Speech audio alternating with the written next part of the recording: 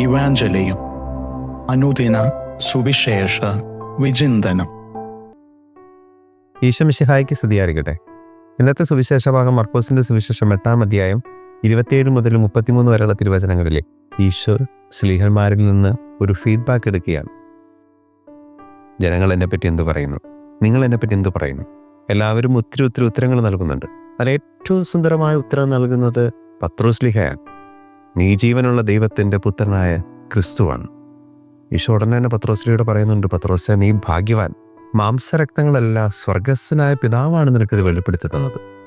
പക്ഷെ കുറച്ചും കൂടി 3-4 വചനം കഴിയുമ്പോൾ പത്രോസ്ലീഹ ഒരു അരുതാത്തത് പറയുന്നുണ്ട്. ആ സമയത്ത് നിനക്കിത് സംഭവിക്കാതിരിക്കട്ടെ എന്ന് പറയുമ്പോൾ ഉടനെ തന്നെ ഈശോ പത്രോസ്ലീഹയോട് പറയുന്നത്, സാത്താനെ, നീ ദൂരെ പോവുക. ഒരല്പം മുമ്പ് നിന്റെ ചിന്തകൾ ദൈവികമാണെന്ന് പറഞ്ഞ, നീ ഭാഗ്യവാനാണെന്ന് പറഞ്ഞ ഈശോ പത്രോസിനോട് കുറച്ച് കഴിയുമ്പോൾ തന്നെ പറയുകയാണ്, നിന്റെ ചിന്ത ദൈവികമല്ല, പൈശാചികമാണ്. സാത്താനെ, നീ ദൂരെ പോവുക. നമ്മുടെ ജീവിതത്തിലും ഓരോ ദിവസങ്ങൾ എടുക്കാൻ നേരത്ത് ഇതുപോലുള്ള കാര്യങ്ങൾ വരാറുണ്ട്. ചില സമയം നമ്മുടെ ചിന്തകളും ചെയ്തികളും ദൈവികമാകും. ചില സമയങ്ങളിൽ നമ്മുടെ ചിന്ത മാനുഷികമാകും, ചിലപ്പോൾ പൈശാചികമാകും. ദൈവികമാകണമെങ്കിൽ ഒരു ദൈവ സാന്നിധ്യം എപ്പോഴും നമ്മുടെ കൂടെ ഉണ്ടാകണം. നമുക്ക് ഈ CCTV ക്യാമറ നമുക്കറിയാം. ആ ക്യാമറയുടെ മുമ്പിൽ അല്ലെങ്കിൽ ക്യാമറ ഉള്ളപ്പോൾ നമ്മൾ വളരെ മാന്യരായിരിക്കും. നമ്മൾ നല്ല രീതിയിൽ നടക്കുകയുള്ളൂ, പ്രവർത്തിക്കുകയുള്ളൂ, ചെയ്യുകയുള്ളൂ. ക്യാമറ ഇല്ലെങ്കിൽ നമ്മൾ പച്ചയായ മനുഷ്യനാണ്. എപ്പോഴും നമ്മളെ വീക്ഷിച്ചു കൊണ്ടിരിക്കുന്ന, എന്നെ ഉറ്റുനോക്കിക്കൊണ്ടിരിക്കുന്ന ഒരു CCTV പോലെ എൻ്റെ ചെയ്തികൾ ഓരോന്നും കണ്ടുകൊണ്ടിരിക്കുന്ന ഒരു ദൈവ സാന്നിധ്യമുണ്ടെന്ന ബോധ്യം എനിക്ക് ആഴപ്പെട്ട് കഴിഞ്ഞാൽ എൻ്റെ ചിന്തകളും ചെയ്തികളും പ്രവൃത്തികളും നോട്ടങ്ങളും ഒക്കെ ദൈവികമാവും. പക്ഷെ എപ്പോഴാണോ ആ ദൈവ സാന്നിധ്യത്തിൽ നിന്ന് ഞാൻ അകന്നു പോകുന്നത്, അതല്ലെങ്കിൽ ഞാൻ ആ സാന്നിധ്യം വിസ്മരിക്കുന്നത്, അപ്പോഴൊക്കെ എൻ്റെ ചെയ്തികളിലും പ്രവൃത്തികളിലും ഒക്കെ പൈശാചികതയും മാനുഷികതയും കടന്നു വരും. ദൈവമേ, എപ്പോഴും നീ കൂടെ ഉണ്ടെന്ന ബോധ്യം എന്നിൽ ആഴപ്പെടുത്തണമേ. എൻ്റെ ചിന്തകൾ നീ വിശദീകരിക്കണമേ. എൻ്റെ ചെയ്തികളിൽ നിൻ്റെ ഇഷ്ടം നിറവേറുവാൻ എന്നെ പഠിപ്പിക്കണമേ.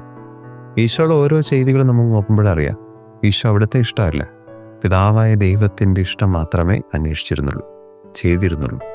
കുരിശിൽ കിടക്കുമ്പോൾ കഴിയുമെങ്കിൽ ഈ പാനപാത്രം എന്നിൽ നിന്ന് അകന്നു പോകട്ടെ എന്ന് ഈശോ പ്രാർത്ഥിക്കുമ്പോൾ ഒരല്പം കഴിയുമ്പോൾ തന്നെ, പിതാവേ, എൻ്റെ ഇഷ്ടമല്ല, നിൻ്റെ ഇഷ്ടം നിറവേറട്ടെ എന്ന് ഈശോ വീണ്ടും പ്രാർത്ഥിക്കുന്നു.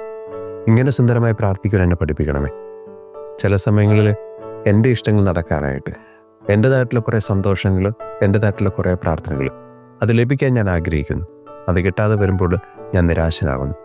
ഓരോ പ്രാവശ്യവും ഞാൻ പ്രാർത്ഥിക്കുന്നത് ലഭിക്കാതെ വരുമ്പോൾ, അല്ലെങ്കിൽ ഞാൻ ആഗ്രഹിക്കാത്ത രീതിയിൽ ഓരോ കാര്യങ്ങൾ പോകുമ്പോൾ, ഈശോയെ, നിൻ്റെ ഇഷ്ടം എന്നിൽ നിറവേറട്ടെ എന്ന് പ്രാർത്ഥനയോടെ പറയുവാൻ, പരിശുദ്ധാമയെ പോലെ ആമേൻ എന്ന് എൻ്റെ ജീവിതത്തിൽ ഓരോ സാഹചര്യങ്ങൾ പറയുവാൻ നമുക്കാകട്ടെ, നമുക്ക് ഓരോരുത്തർക്കും ആകട്ടെ. നമ്മുടെ മുമ്പിൽ നൽകുന്ന ഓരോ മാതൃകകളും വിശുദ്ധരുടെ ആയിക്കോട്ടെ, പരിശുദ്ധമ്മയുടെ ആയിക്കോട്ടെ, ഈ വിശുദ്ധിയുടെ മാതൃകകൾ എന്നൊക്കെ പറയുന്നത് ഈശോ കാണിച്ചതുപോലെ അവർ ജീവിച്ചു, അവർ ജീവിക്കാൻ പരിശ്രമിച്ചു. അതവരുടെ വിശുദ്ധ ജീവിതത്തിന് കാരണമായി. സുവിശേഷം വായിക്കുന്നത് മുമ്പ് സൂചിപ്പിച്ചിരുന്നതുപോലെ പ്രധാനപ്പെട്ടതാണ്. അതിനേക്കാൾ പ്രധാനപ്പെട്ടത് സുവിശേഷത്തിൽ ഈശോ ജീവിച്ചതുപോലെ ഞാനും ജീവിക്കാൻ ശ്രമിക്കുക. ബൈബിൾ വായിക്കുന്നു, അതിനുശേഷം എൻ്റെ പ്രവർത്തികൾ എത്തരത്തിലുള്ളതാണ്. ഈശോയെ, എന്നും നിന്നോട് ചേർന്നിരിക്കുവാൻ, നിന്നെ ഉറ്റുനോക്കുവാൻ എനിക്കാകട്ടെ. ഈശോ മിശിഹായ്ക്ക് സ്തുതിയായിരിക്കട്ടെ.